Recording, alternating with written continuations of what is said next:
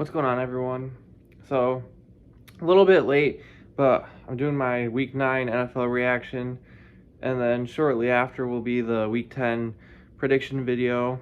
As you can see, No Shave November is in full swing, so I have to say I'm honestly looking forward to December 1st. But anyway, let's just get into this video. So, overall this week, I went 8-5. Not really a great week, but I guess it could have been worse.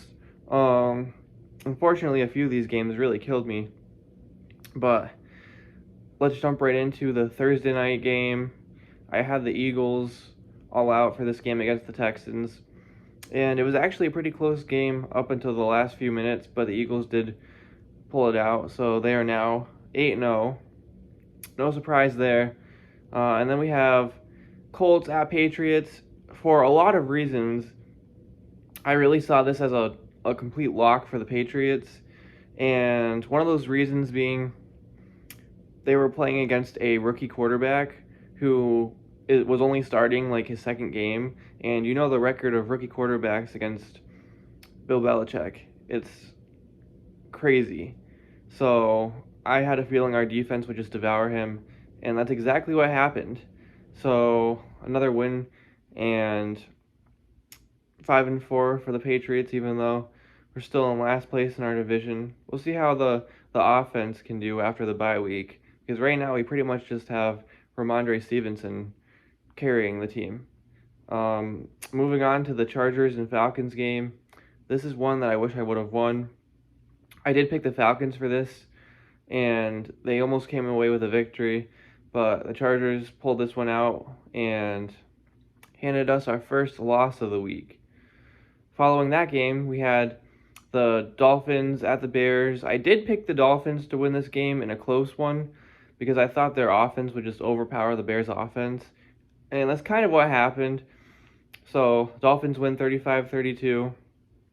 And then next up, we had the Panthers at the Bengals. I thought this game could be close because of the Bengals' offensive injuries and everything. And the Panthers' defense had been playing pretty well. Not even. But thankfully, I have Joe Mixon on my fantasy team, and that 5-touchdown day really carried me to victory. So, Bengals pull this one out, 42-21. This is a game that I got right as well. So I started off the week pretty good. And then this next game, I got wrong. So I have picked the Lions to win a few games this year, and I haven't really got any of those correct. This is one that I got wrong.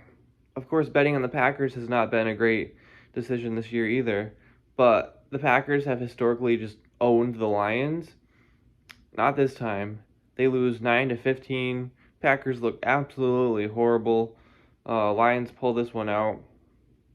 And then following that, we also had the two teams that have disappointed me the most this year as far as my picks go, the Raiders and Jaguars. Now, normally, if it's a toss-up, I go with the home team, but I think I still went with the Raiders for some reason.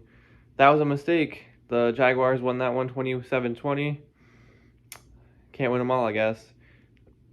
And then this next game, which a few people did correctly call, but I still had a very hard time ever picking against the Bills.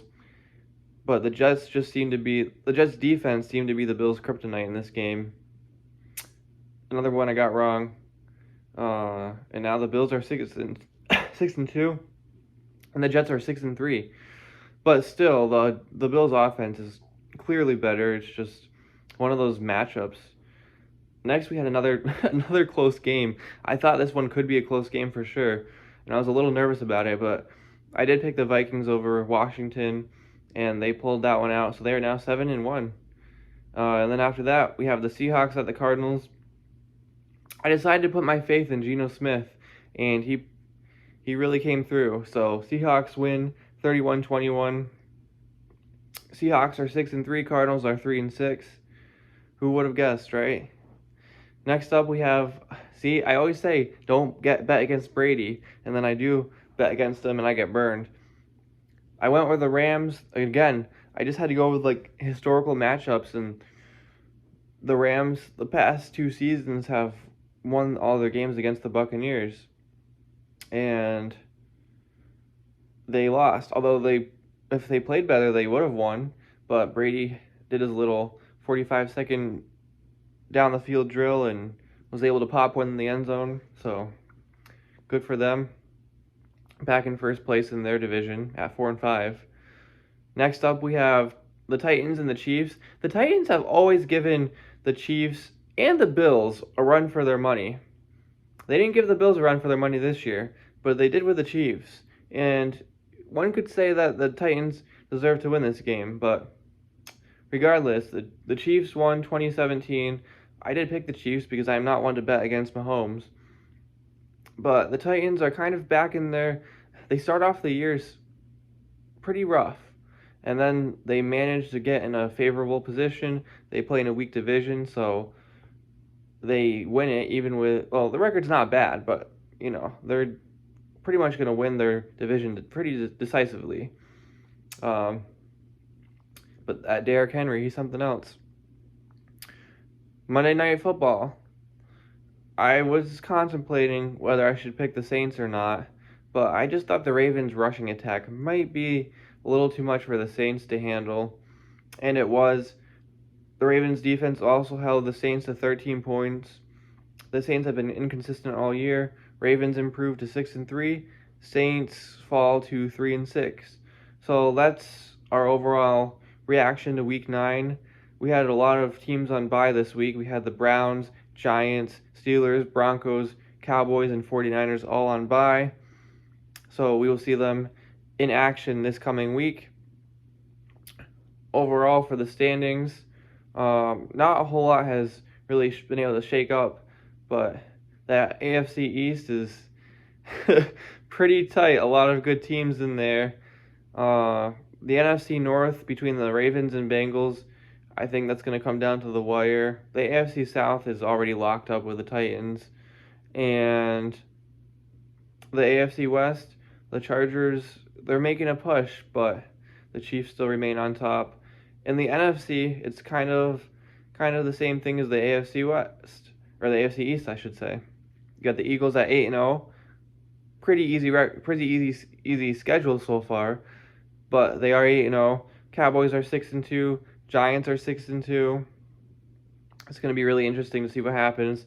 The Vikings are just running away with their division. At this point, they pretty much easily got the division if they just stay on track.